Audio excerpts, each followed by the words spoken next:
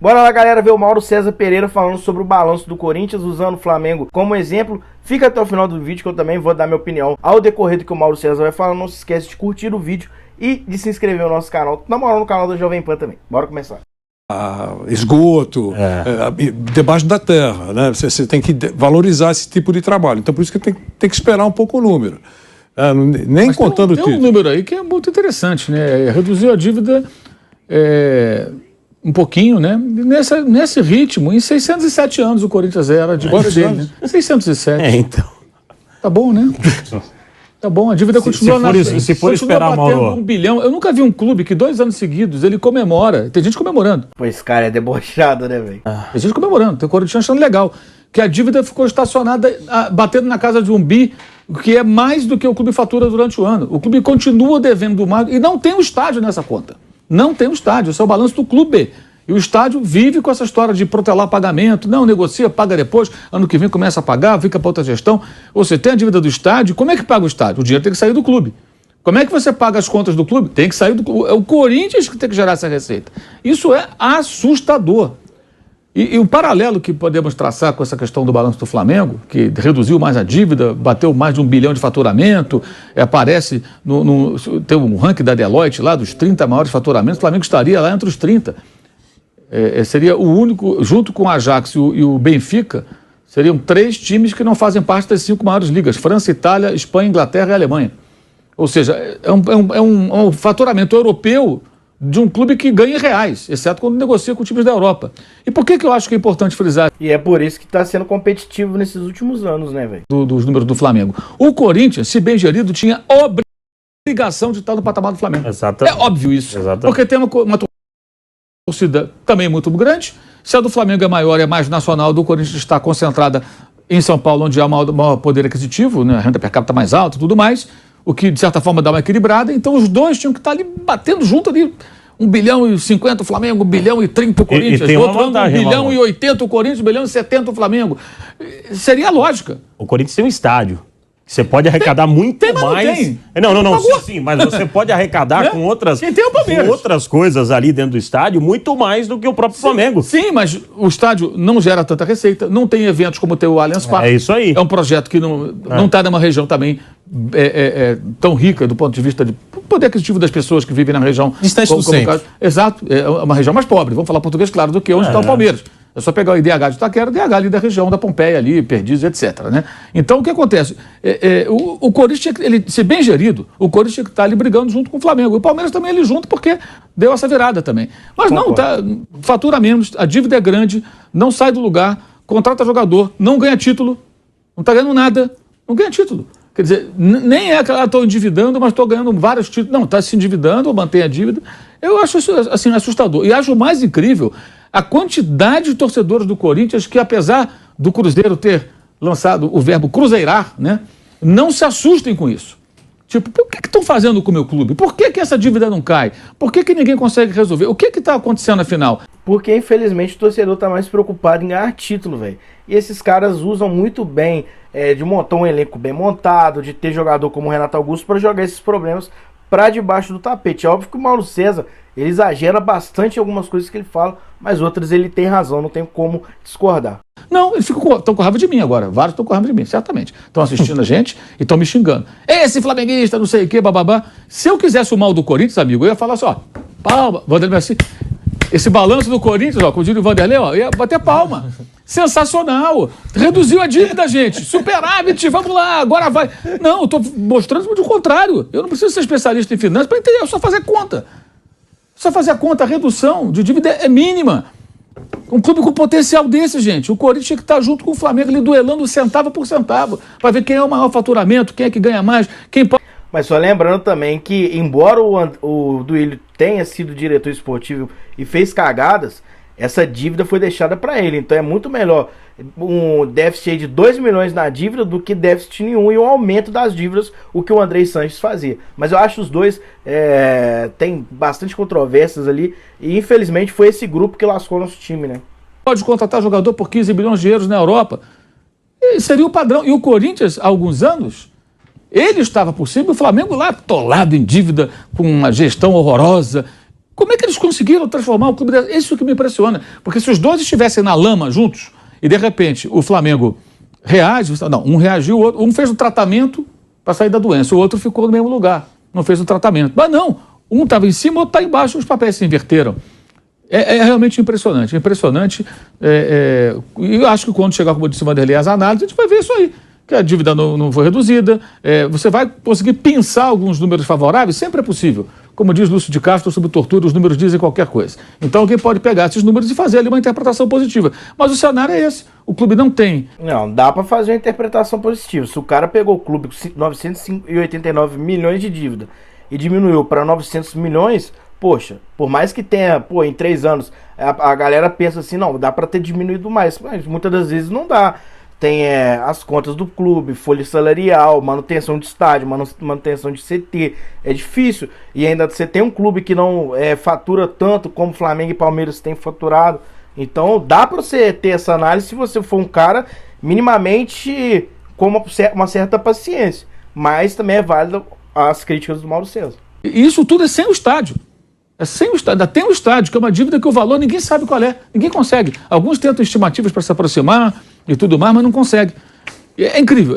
Realmente, eu acho que o torcedor do Corinthians deveria refletir mais sobre isso, deixar de lado um pouco. Eu sei que é difícil, às vezes, para o cara que é apaixonado pelo clube, ouvir críticas desse tipo. Mas pelo bem do próprio clube. Sejam maduros, sejam inteligentes. Pensem, gente, por que isso? Porque o potencial do clube é imenso. Como disse o Fausto, tem um estádio que não paga, a dívida vai sendo enrolada. E o detalhe, essa dívida cresceu, isso quem disse não sou eu, o estado dos balanços, cresceu da gestão passada para essa, né? Do outro presidente para esse. Continua ali uma dívida muito elevada. Agora estacionou, mas continua alta. Sem que títulos importantes fossem conquistados nesse período. Não estacionou, diminuiu, tá, gente? Ah, diminuiu 10 milhões. Diminuiu, não estacionou. Porque se você teve títulos, aí o torcedor vai dizer, cara, ganhamos 3 Libertadores, porque, endividou o clube, mas, isso a gente paga depois, tem 3 taças lá. O Cruzeiro foi assim. O Cruzeiro se endividou, mas ele ganhou 2 brasileiros no primeiro momento, depois, quando realmente entrou naquela vibe maluca, né? 2 Copas do Brasil. Eu acho que não vale. Para a situação que está o Cruzeiro, eu não trocaria. E no Cruzeiro nada teria acontecido de diferente se ele não cai. Sim. Que comentário preciso, mano. 1 pontinho, 2 pontinhos, sim, aqueles mesmos que foram presos, expulsos, sumiram de Minas Gerais, sim, estariam lá hoje. Sim. O fato de ter caído é que provocou essa, digamos assim, essa mudança radical no Cruzeiro. E você vê o Cruzeiro mesmo virando SAF, olha a dificuldade para sair desse buraco. Parecia fácil, né? Virou SAF, agora, não é assim, não. Porque tem todo um histórico. No caso do Corinthians, eu acho impressionante pelo potencial do clube. É bem o caso do São Paulo, mas eu acho que no caso do Corinthians me chama mais atenção. Porque o Corinthians ele se acomodou, eu devo perto de 1 bilhão, fora o estádio. Tá bom. Mas como assim tá bom? Se você faturasse 2 bilhões, eu devo 900 milhões, mas eu faturo 2 bi. Então, peraí, eu consigo pagar isso aqui. E aí tem uma dívida, na matéria do UOL, do Samir, 500 e poucos milhões, dívida de longo prazo, do governo e tal. Eu fiz as contas, sobram uns 400 e poucos milhões. Quanto dessa dívida de 400 e poucos milhões é de curto ou de curtíssimo prazo? Isso não está na matéria ainda, o balanço certamente vai apresentar esse número. E aí os analistas podem explicar melhor. Dívida de curtíssimo prazo é que nem o cidadão, igual comparando, tá, gente? É que nem o cidadão que deve no cartão de crédito, né? Curtíssimo para ter que pagar, você não pagar depois, meu amigo. Os juros de cartão de crédito, quando você vai ver, você está sem cueca, sem roupa, sem nada. O cara levaram tudo seu. A maior roubada que tem é cheque especial e cartão de crédito. Você entrou no cartão de crédito, não pagou na fatura da fatura, aquilo é uma bola de neve que leva o cara realmente a quebrar.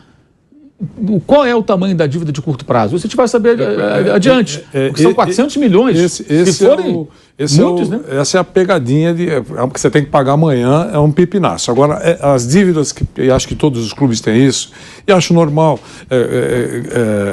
dívida que foi refinanciada, que foi parcelada, que está no projeto de pagamento, não é atraso. Não é ninguém batendo na porta, porque há uma programação de pagamento. Tem dívida que serão pagas em 15 anos. Esse é um refinanciamento. Está sendo cumprido? Todo mês paga aquela parcelinha? Está perfeito. Você tira lá a certidão negativa, ela sai liberada, sai com uma ressalva, mas você pode comercializar, fazer aquilo que você quiser, porque você está pagando esse parcelamento. Então, esse é um problema que todos os clubes têm, a sociedade tem, e que é absolutamente aceitável. O problema é que vai vencer amanhã. Como é que está? Está sob controle? Não está? São esses os detalhes que eu acho importantes os balanços mostrarem. É isso. Só para ilustrar, né? No caso do Flamengo, o Flamengo faturou em 2022, sem venda de jogador, 1 bilhão 43 Ah, duvido. Tô brincando. milhões 254 mil. Pela primeira vez o clube superou 1 bilhão, né? Isso não tinha acontecido no futebol brasileiro. A CBF já tinha batido 1 bilhão. A CBF é a CBF, né? Não tem que pagar multa rescisória de jogador, não tem folha de pagamento. O mundo das federações Putz, Mauro César só sabe criticar, né? Deixa a CBF faturar 1 bilhão. é maravilhoso. Foi o 8º superávit em 10 anos. Os únicos anos que o Flamengo não teve superávit foi 2013, que foi o início dessa reconstrução, e o ano da pandemia, 2020. Eu já falei dessa questão aqui. Tem esse dado que é importante aqui. Entre os times do Campeonato Espanhol, o Flamengo só ficaria atrás do Real Madrid, do Barcelona e do Atlético de Madrid. Putz, ficar atrás de time de racista, mano. Tinha que ficar na frente do Atlético de Madrid, pô. Só desses três. O pacote receitas comerciais mais o match day, como chamam, que é o dia do jogo, é todo Pô, se o Flamengo jogasse na La Liga, o Vinícius Júnior voltava pro Flamengo, hein? Será? o dinheiro que você ganha envolvendo a partida, né? Coloca o Flamengo no patamar de Milan, Inter, Newcastle, Leicester, West Ham, Everton e Leeds. Os dois dos 3 maiores da Itália e 5 times da Premier League. Caraca, né, velho? Olha o patamar que o Flamengo chegou, né, velho? Realmente tem outro patamar, né, velho? E tem o Thiago Nunes falando que o Flamengo não é uma das principais equipes do Brasil. É um brincalhão mesmo, né, velho? E fala aqui do endividamento. Caiu de 279 milhões para 212 milhões. Ah, eu postei um vídeo lá falando das maiores dívidas do futebol brasileiro. Eu falei dessa dívida do Flamengo. Tá aqui o Mauro César Pereira confirmando a dívida do Flamengo. E eu não estava errado. O Flamengo fatura 1 bilhão e pouco, deve 20% disso. O Corinthians tem uma dívida fatura 700 milhões e tem uma dívida de quase 1 bi. Fora o estádio. Isso assim, é muito fácil entender, é muito fácil visualizar o tamanho do problema. E acho que a régua do Corinthians tinha que ser o Flamengo.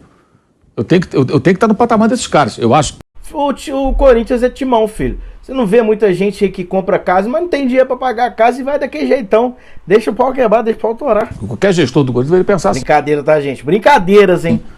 Amanhã um cara vai lá, vamos Ou supor que não. o Corinthians tivesse uma gestão profissional, virasse SAF, entra um campeoníssimo ali, um grande CEO e tal.